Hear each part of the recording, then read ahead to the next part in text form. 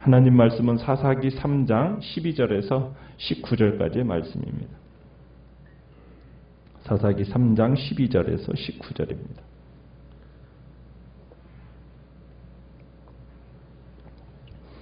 사사기 3장 12절입니다. 이스라엘 자손이 또 여호와의 목전에 악을 행하니라. 이스라엘 자손이 여호와의 목전에 악을 행함으로 여호와께서 모압 왕 에글론을 강성하게 하사 그들을 대적하게 하시매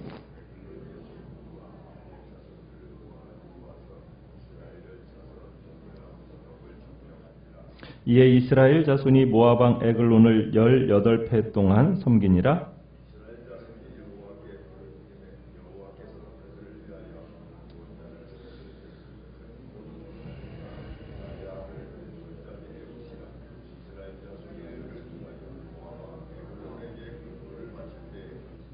에훗이 길이가 1규빗 되는 좌우에 날선 칼을 만들어 그의 오른쪽 허벅지 옷 속에 차고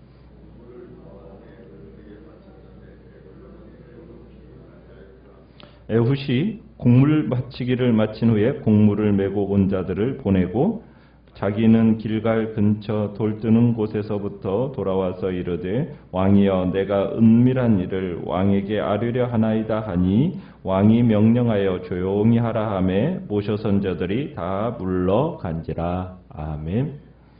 오늘 말씀의 제목은 부족한 자를 쓰시는 하나님이라는 제목으로 말씀을 나눕니다. 하나님께서 온리엘을 통해서 이스라엘을 이방인의 손에서 구원하신 이야기가 어제의 말씀이었죠. 그러한 이후에 이제 상당한 세월이 흘렀습니다. 11절처럼 40년 동안 평안했다라고 얘기한 것처럼 최소한 40년은 흘렀을 것으로 보는 거죠. 자, 그런데 오늘 12절에 보면 이스라엘이 다시 여호와의 목전에 악을 행하는 모습을 보게 됩니다. 그들이 어떤 죄를 저질렀는지에 대해서는 정확하게 표현하고 있지는 않습니다. 그렇지만 지금까지 내용을 감안하면 이번에도 우상 숭배였을 것이 거의 확실하죠. 자, 이스라엘 백성들이 또다시 하나님 보시기에 악을 행하니까 그로 인한 결과는 지금 무엇입니까? 하나님께서 분노하셨겠죠. 분노하신 하나님께서 이번에는 12절에 보면 모압 왕 에글론을 강성하게 하셔서 이스라엘을 대적하게 하셨다라고 말씀하고 계십니다. 그러니까 하나님께서 모압 왕 에글론을 강성하게 하셨다라는 표현이 있죠. 이 표현은 이때까지 이스라엘에게 모압이라는 존재는 위협적인 상대가 되지 못했다는 거죠. 그런데 이스라엘의 죄 때문에 이 모압이 강하게 되었다라는 것을 이야기하고 있는 겁니다. 그러니까 상황을 이렇게 만들어 가시는 이가 다름 아닌 하나님이시라는 것을 강조하고 있는 겁니다. 그러니까 하나님은 자기 백성이라고 무조건 수호하는 수호신이 아니십니다. 하나님은 자신의 거룩한 목적을 위해서 한 백성을 택하시고 그 목적에 위배될 때는 자기 백성이라도 징계할 줄 아는 역사의 주인이시라는 거예요. 이런 역사적인 사실은 이스라엘에게 추가적인 아마 압박이 되었을 겁니다. 그러니까 평소에는 적수로 생각지도 않았던 그런 별 볼 일 없는 사람이 어느 순간 세력을 확장해서 쳐들어온 거예요. 그러니까 우리 삶에 있어서도 평소에 대수롭지 않았던 그런 사람이 어느 날 갑자기 위협적인 존재로 돌변한다. 특히 우리가 죄 가운데 헤매고 있을 때 그렇다. 그런 일이 생긴다면 우리는 하나님의 경고로 받아들이고 즉시 회개해야 됩니다. 그렇지 않으면 하나님께서 그를 통해 우리를 징계하실 수도 있기 때문이죠. 자, 여호와의 계획에 따라서 에글론이 이제 강해진 이 모압 왕 에글론이 그래도 홀로 이스라엘을 상대하기는 버거웠던지 13절에 보니까 누구와 함께 이스라엘을 칩니까? 암몬과 아말렉 족속들과 합세해서 이스라엘을 치죠. 그러니까 하나님께서 죄지은 이스라엘을 징계하시기 위해서 하신 일이라는 겁니다. 자, 그래가지고 이 에글론이 이제 이스라엘을 쳐서 정복을 했는데 어디를 정복했다고 얘기합니까? 종려나무 성읍을 점령했다 이렇게 표현하고 있어요. 이 종려나무 성읍이란 어디를 얘기하는 걸까요? 여리고 성을 두고 하는 말이라는 해석이 일반적입니다. 그러니까 여리고를 점령했다는 거예요. 여러분, 여리고 점령은 어떤 의미가 있습니까? 이스라엘이 가나안을 침략할 때 이스라엘이 처음으로 얻은 큰 성공이 여리고잖아요. 그런데 에글론이 지금 이 여리고성과 인근 지역을 이스라엘로부터 빼앗았다는 얘기입니다. 자, 우리가 어제 구산 리사다임은 이스라엘을 몇 년 동안 지배했습니까? 8년 동안 지배했었죠. 8절에 보면. 자, 그런데 오늘 모압왕 에글론은 몇 년을 지배했다고 얘기하고 있어요? 그렇죠. 18패, 18년 동안 이스라엘을 지배했습니다. 그러니까 구산 리사다임보다도 10년을 더 이스라엘을 지배한 거죠. 원래 하나님의 의도는 이스라엘이 가나안 땅을 취하는 것이었잖아요. 그런데 지금 오히려 이방인이 이스라엘의 땅을 취하고 있어요. 이게 다 이유가 뭐예요? 이스라엘이 죄를 지은 결과입니다. 죄로 인한 결과예요. 이스라엘의 불순종이 이처럼 큰 대가를 치르게 되는 거죠. 자, 이스라엘 백성이 하나님께 이렇게 이제 고통 가운데 있으니까 15절에 보니까 어떻게 합니까? 하나님께 부르짖죠. 자, 하나님께 이제 모압의 통치 아래서 18년 동안 고통을 당하다가 하나님께 부르짖으니까 하나님께서 그들의 울음소리를 들으시고 긍휼의 손길을 베푸십니다. 자, 긍휼의 손길, 자, 한 구원자를 세우셨다라고 얘기해요. 자, 이스라엘의 첫 번째 위기에서는 누구를 세우셨어요? 온니엘이었죠. 온니엘은 출신이 어떠합니까? 명문 가문 출신이죠. 그죠? 갈렙, 그 유다족 속의 갈렙의 그런 출신이잖아요. 그러니까 탁월한 용기를 지닌 용사였고 신앙의 인물이었어요. 참 온니엘을 하나님 택하셨어요. 자, 이번에는 과연 어떤 인물이 구원자로 세워질까? 자, 하나님의 선택은 예상 밖으로 예상 바뀝니다. 자, 선택된 구원자가 15절에 보니까 누구라고 나오고 있어요? 베냐민 사람 게라의 아들 왼손잡이 에훗, 이렇게 표현하고 있습니다. 왼손잡이 에훗. 자, 베냐민 지파 중에 왼손잡이 에훗. 이 사람이 사사로 세워져서 구원의 손길을 베푸십니다. 자, 에훗을 소개하면서 왼손잡이라는 것, 이것에 지금 주목하고 있어요. 여러분, 오늘날이야 왼손잡이가 장애로 여겨지지 않죠. 그죠? 왼손잡이는 오히려 운동 경기에서는 대우받는 시대가 오늘날의 왼손잡이 아닙니까? 그러나 우리나라 옛날 말 하더라도 왼손으로 글을 쓰거나 왼손으로 밥을 먹으면 어떻게 했어요? 왼손 묶어놓고 오른손으로 밥 먹게 하고, 그거 될 수 있으면 오른손을 쓰게 하지 않았습니까? 그러니까 왼손잡이라는 것은 자연스럽지 못한 사람으로 간주가 되어진 거예요. 그런데 히브리 원문에서 이 왼손잡이는 오른손에 제한이 있는 사람이라는 의미가 우회적으로 표현되어지는 용어예요. 그러니까 에훗은 오른손에 장애가 있는 인물이라는 거예요.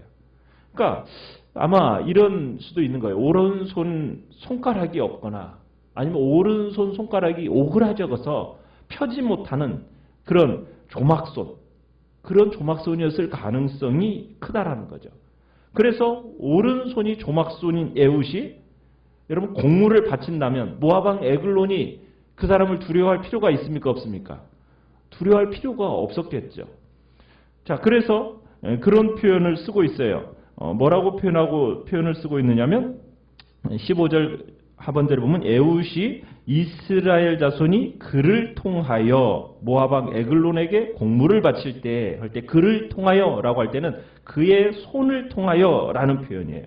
그러니까 그런 별로 이렇게 사람들에게 어떻게 보면은 좀 인정받지 못하는 그런 사람의 손을 통해서 지금 공물을 바치고 있다는 얘기입니다.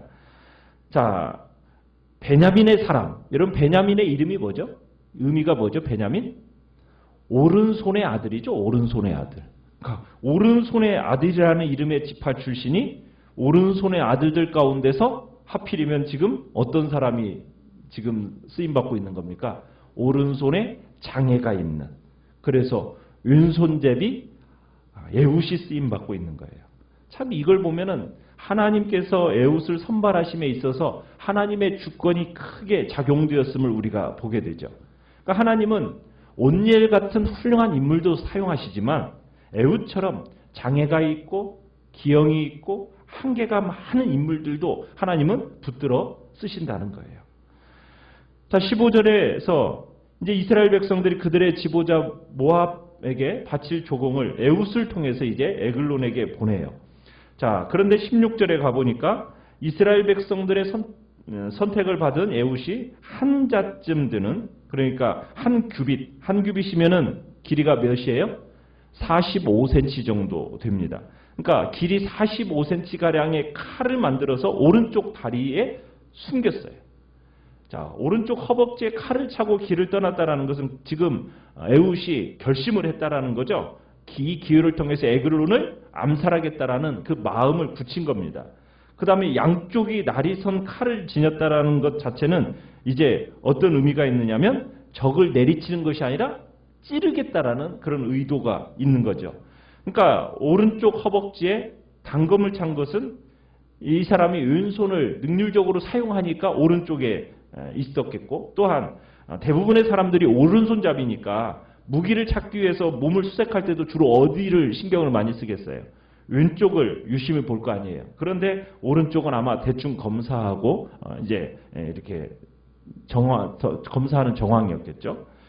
자, 우리는 참으로 왼손잡이 사사 에웃을 사용하시는 하나님, 이 하나님을 통해서 그 하나님의 모습이 우리에게 어떤 의미로 다가오고 있습니까? 우리가 고린도전서 1장 26절로 29절에 보면은 형제들아 너희를 부르심을 보라 하면서 어떻게 보면 신약에서도 왼손잡이의 위대한 원리를 강조해요. 자, 뭐라고 말합니까? 육체를 따라 지혜 있는 자가 많지 아니하며 능한 자가 많지 아니하며 문벌 좋은 자가 많지 아니하도다.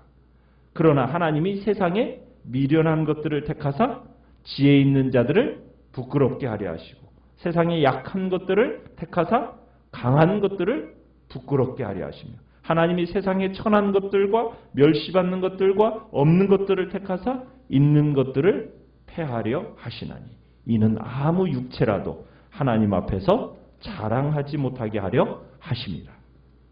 그러니까 하나님께서 어떻게 보면은 에웃처럼 우리가 보기에 약점이 많고 참으로 절대 쓰임받지 못할 것 같은 사람, 하나님은 그런 사람을 들어서 쓰신다는 거예요. 어떻게 아무도 주목하지 않는 천한 가문의 출신이랄지라도 하나님은 들어서 쓰시는 거예요. 문제는 우리의 배경과 환경과 재능과 출신이 아니라는 거죠. 그런 것은 하나님 앞에서 전혀 문제가 되지 않는다는 거예요. 누구든지 하나님의 손에 붙들리기만 한다면 그러면 되는 거예요. 하나님은 어떻게 보면은 교회가 어떤 사람들의 무리냐? 왼손잡이 같은 무리, 그런 무리를 부르셔서 그들을 통해서 일하고 계신다는 거죠. 어떻게 보면은 하나님이 육신으로 이 땅에 오셨을 때 예수님도 어떻게 보면 참으로 사람들에게 어떻게 보이셨어요?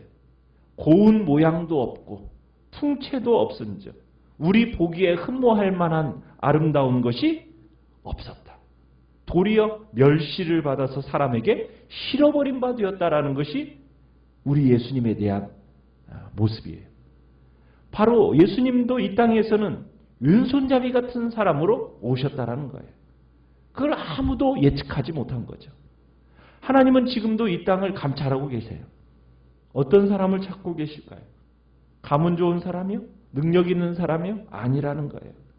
아무리 약점 많고 아무리 출신이 좋지 않더라도 그 마음이 오로지 하나님만을 앙망하는 자, 살아계신 하나님께 갈급해하는 자, 이 땅에 더 나은 조건에 연연하지 않고 하나님의 나라를 위해서 무언가를 하려 하는 사람, 바로 그런 사람 하나님이 지금 찾고 계시고 하나님께서는 그 부족한 사람을 들어 사용하셔서 존귀케 하시고 하나님은 지금도 그런 역사를 이 땅 가운데서 이루어가고 계신다는 겁니다. 오늘 우리는 주님 앞에서 정말 연약하고 보잘것없고 정말 내세울 것 없는 그런 존재라고 스스로 우리가 느낄 때 언제든지 우리는 참으로 믿음으로 주저하지 않고 주님 앞에 더욱 헌신하여 내어드린다면 하나님께서는 우리를 그 큰 구원의 역사의 도구로 복된 은혜로 우리를 동일하게 사용하실 것을 우리는 믿습니다. 오늘도 우리는 주님 나의 약점과 나의 열등한 모습까지도 사용하실 수 있는 하나님을 우리가 소망하면서 오늘도 살아가겠다고 이 시간에 결단하면서 이 시간 주님 앞에 기도하며 나가시길 바랍니다. 말씀을 생각합니다. 말씀을